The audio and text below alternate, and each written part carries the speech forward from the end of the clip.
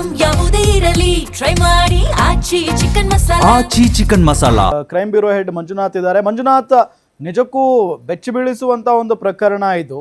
ಜೊತೆಗೆ ಬೇಲಿಯೇ ಎದ್ದು ಹೊಲ ಮೇಯ್ದಂತ ಕತೆ ಅದೇ ರೀತಿಯಾಗಿ ಆಗಿದೆ. ಈ 22 ಅಧಿಕಾರಿಗಳ ಈ ಭ್ರಷ್ಟ ಆಡಳಿತ ಅಥವಾ ಭ್ರಷ್ಟ ಕೆಲಸದ ಬಗ್ಗೆ ಯಾವ ರೀತಿಯಾಗಿ ಏನು ಲೋಕಾಯುಕ್ತದವ್ರಿಗೆ ಗೊತ್ತಾಯಿತು, ಲೋಕಾಯುಕ್ತದವರ ತನಿಖೆ ಎಷ್ಟರ ಮಟ್ಟಿಗೆ ನಡೀತು, ಹೇಗೆ ನಡೀತು, ಡೀಟೇಲ್ಸ್ ಕೊಡ್ತಾ ಹೋಗೋದಾದ್ರೆ.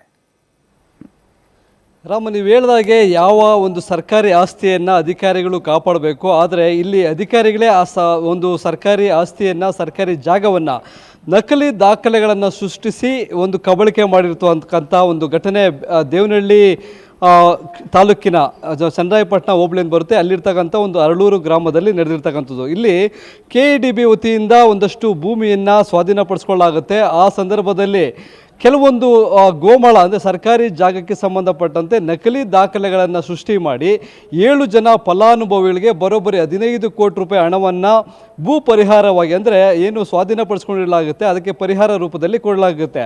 ಇಲ್ಲಿ ಕೊಟ್ಟಿರ್ತಕ್ಕಂಥ ಒಂದು ಏನು ಭೂ ಪರಿಹಾರ ಏನಿದೆ ಅದಕ್ಕೆ ಸಂಬಂಧಪಟ್ಟಂತೆ ಈಗ ಲೋಕಾಯುಕ್ತ ಪೊಲೀಸರು ಒಂದು FIR ದಾಖಲು ಮಾಡ್ಕೊಂಡಿದ್ದಾರೆ. ಅದರಲ್ಲಿ ಅಧಿಕಾರಿಗಳು ಸೇರಿದಂತೆ ಭೂ ಮಾಲೀಕರು ಯಾರು ನಕಲಿ ದಾಖಲೆಗಳನ್ನು ಸೃಷ್ಟಿ ಮಾಡೋದಕ್ಕೆ ಸಹಕಾರ ಕೊಟ್ಟರು, ಜೊತೆಗೆ ತಾಲೂಕು ಕಚೇರಿ ಆಡಳಿತದಲ್ಲಿರ್ತಕ್ಕಂಥವ್ರು ಲ್ಯಾಂಡ್ ಸೆಕ್ಷನ್ಸ್ ಅಂದರೆ ಡಾಕ್ಯುಮೆಂಟ್ ಸೆಕ್ಷನ್ಸನ್ನು ಯಾರು ನೋಡ್ಕೊಳ್ತಾರೆ ಈ ಎಲ್ಲ ವಿಭಾಗದ ಸಿಬ್ಬಂದಿ ಅಧಿಕಾರಿಗಳು ಸೇರಿ 22 ಜನರ ವಿರುದ್ಧ FIR ದಾಖಲು ಮಾಡಿಕೊಳ್ಳಲಾಗಿದೆ.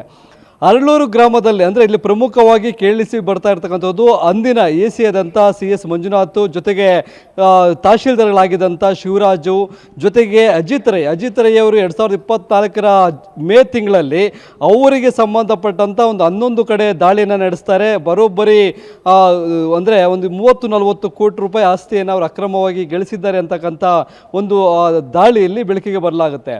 ಇಲ್ಲಿ ಈಗ ಪ್ರಮುಖವಾಗಿ ಕೇಳಿ ಬಂದಿರತಕ್ಕಂಥದ್ದು AC ಆದಂಥ CS ಮಂಜುನಾಥ್ ಅವರು, ತಹಶೀಲ್ದಾರಾದಂಥ ಶಿವರಾಜು, ಅಜಿತ್ ರೈ, ಜೊತೆಗೆ ಅಲ್ಲಿನ ಲ್ಯಾಂಡ್ ಸೆಕ್ಷನ್ಗಳನ್ನು ನೋಡ್ಕೊಳ್ತಾ ಇದ್ದಂಥ ಅಧಿಕಾರಿಗಳು, ಮತ್ತು ರೆಕಾರ್ಡ್ ಸೆಕ್ಷನಲ್ಲಿದ್ದಂಥವರು, ಜೊತೆಗೆ ಸರ್ವೆ ಡಿಪಾರ್ಟ್ಮೆಂಟಲ್ಲಿದ್ದಂಥವರು, ಇನ್ನು ತಾಲೂಕು ಕಚೇರಿ ಅಂದರೆ ತಹಶೀಲ್ದಾರ್ ಕಚೇರಿಯಲ್ಲಿ ಕೆಲಸ ಮಾಡ್ತಕ್ಕಂಥ ಸಿಬ್ಬಂದಿ ಒಟ್ಟು 22 ಜನರ ವಿರುದ್ಧ ಈ ದೂರು ದಾಖಲಾಗಿರ್ತಕ್ಕಂಥದ್ದು.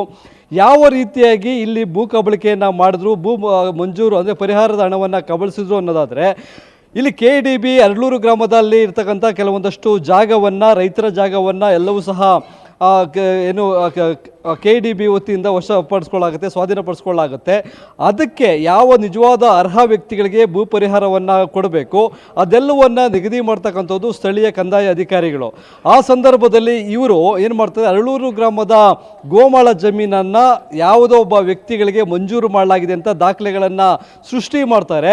1960-62ನೇ ಸಾಲಿನಲ್ಲಿ ಅಂದಿನ ತಹಶೀಲ್ದಾರ್ ಅವರು ರೈತರಿಗೆ ಮಂಜೂರನ್ನು ಮಾಡಿ ಅವರಿಗೆ ಸಾಗುವಳಿ ಚೀಟಿಯನ್ನು ಕೊಟ್ಟ ಹಾಗೆ ನಕಲಿ ದಾಖಲೆಗಳನ್ನು ಸೃಷ್ಟಿ ಮಾಡ್ತಕ್ಕಂಥದ್ದು. ಅದಕ್ಕೆ ಬೇಕಾದಂಥ ಎಲ್ಲ ಸ್ಕೆಚ್ ಇರ್ಬೋದು, ಜೊತೆಗೆ ಚೆಕ್ ಬಂದಿ ಇರ್ಬೋದು, ಆಕಾರ ಇರ್ಬೋದು, ಇವೆಲ್ಲವನ್ನು ಯಾವ ಹೆಸರಿನ ವ್ಯಕ್ತಿಗಳಿಗೆ ನಕಲಿಯಾಗಿ ದಾಖಲೆಗಳನ್ನು ಸೃಷ್ಟಿ ಮಾಡಿರ್ತಾರೆ ಆ ವ್ಯಕ್ತಿಗೆ ಅಂದರೆ ಆ ಸರ್ವೆ ನಂಬರ್ಗೆ ಒಂದು ರೀತಿಯಾಗಿ ಗ್ರ್ಯಾಂಟ್ ಕಾಪಿ ಇರ್ಬೋದು, ಜೊತೆಗೆ ನಕ್ಷೆ ಇರ್ಬೋದು, ಜೊತೆಗೆ ಏನು ಆಕಾರ ಬಂದಿ ಆ ಸರ್ವೆ ನಂಬರಿನ ಅಕ್ಕಪಕ್ಕ ಯಾವ್ಯಾವ ಯಾರ್ಯಾರಿಗೆ ಸೇರಿದಂಥ ಸೊತ್ತಿದೆ ಈ ರೀತಿಯಾಗಿ ಎಲ್ಲವನ್ನು ಪ್ಲ್ಯಾನ್ ಮಾಡಿರ್ತಾರೆ.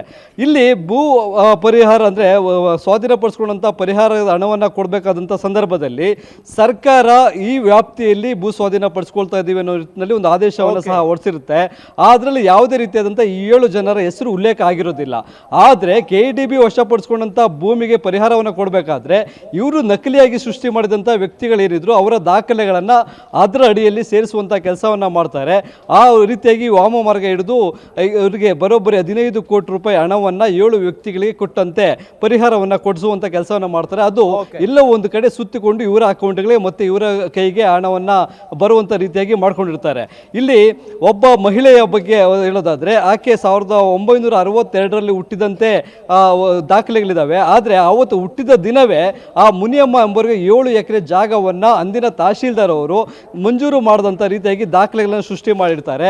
ಅದು ಕಂಪ್ಯೂಟರೈಸ್ ಕಾಪಿ ಆಗಿರುತ್ತೆ. ಇದು ಎಲ್ಲವೂ ಸಹ ಲೋಕಾಯುಕ್ತ ತನಿಖೆ ವೇಳೆ ಬಟಾಬೈಲಾಗುತ್ತೆ. ಆ 1962ರಲ್ಲಿ ಯಾವುದೇ ರೀತಿಯಾದಂಥ ಕಂಪ್ಯೂಟರ್ ಬಳಕೆ ಆಗ್ತಾ ಇರಲಿಲ್ಲ. ಎಲ್ಲವೂ ಸಹ ಆಗ ಕೈ ಬರವಣಿಗೆಯಲ್ಲೇ ಕೊಡ್ತಾ ಇದ್ರು. ಇಲ್ಲಿ ಇಷ್ಟೆಲ್ಲ ಬುದ್ಧಿವಂತಿಕೆ ಉಪಯೋಗಿಸ್ತಕ್ಕಂಥ AC ಇರ್ಬೋದು, ತಹಶೀಲ್ದಾರ್ ಇರ್ಬೋದು, ಅದೊಂದು ಲೋಪವನ್ನು ಅಲ್ಲಿಟ್ಟಿರ್ತಾರೆ. ಜೊತೆಗೆ ಬೇರೆ ಬೇರೆ ಖಾತೆಗಳಿಗೆ ಹಣವನ್ನು ವರ್ಗಾವಣೆ ಮಾಡಲಾಗಿರುತ್ತೆ. ಆಗಿರುತ್ತೆ ಪರಿಹಾರ ರೂಪದಲ್ಲಿ. ಅದು ಎಲ್ಲವೂ ಸಹ ಬೇರೆ 3-4 ವ್ಯಕ್ತಿಗಳನ್ನು ದಾಟಿ ಇವರ ಕೈಗೆ ಅದು ಸಂದಾಯ ಆಗಿರೋದು ಸಹ ಲೋಕಾಯುಕ್ತ ತನಿಖೆ ವೇಳೆ ಬೆಳಕಿಗೆ ಬಂದಿರತಕ್ಕಂಥದ್ದು. ಸದ್ಯ 22 ಜನರ ವಿರುದ್ಧ FIR ಅನ್ನು ದಾಖಲು ಮಾಡಿಕೊಂಡಿರ್ತಕ್ಕಂಥ ಲೋಕಾಯುಕ್ತ ಪೊಲೀಸರು ಸರ್ಕಾರದ ಅಂದರೆ ಸಕ್ಷಮ ಪ್ರಾಧಿಕಾರದ ಕೆಲವೊಂದು ಅಧಿಕಾರಿಗಳ ವಿರುದ್ಧ ತನಿಖೆಯನ್ನು ಮುಂದುವರಿಸೋದಕ್ಕೆ ಸಕ್ಷಮ ಪ್ರಾಧಿಕಾರದ ಅನುಮತಿ ಬೇಕು. ಆ ಅನುಮತಿಗಾಗಿ ಕಾಯ್ತಾ ಇದ್ದಾರೆ. ರಾಮ್, ಥ್ಯಾಂಕ್ ಯು ಮಂಜುನಾಥ್ ತಮ್ಮೆಲ್ಲ ಮಾಹಿತಿಗಾಗಿ. ಮಹೇಶ್, ಥ್ಯಾಂಕ್ ಯು ತಮ್ಮೆಲ್ಲ ಮಾಹಿತಿಗಾಗಿ.